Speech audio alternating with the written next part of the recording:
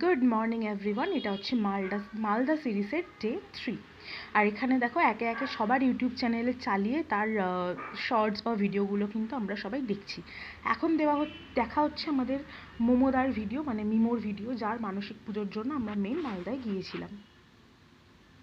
আর ঠিক তারপরে কিন্তু চালানো হয়েছিল সিনেমা। সবাই কিন্তু একটা খাটের মধ্যে জড়ো হয়ে গুটিসুটি মেরে রাত্রের অবধি সিনেমা দেখা হতো, গান শোনা হতো, নাচানাচি করা হতো। আর সব থেকে মেন ব্যাপার হচ্ছে এখানে আসার পরে কিন্তু বেশি মিস করেছি আমরা এই সন্ধেটা।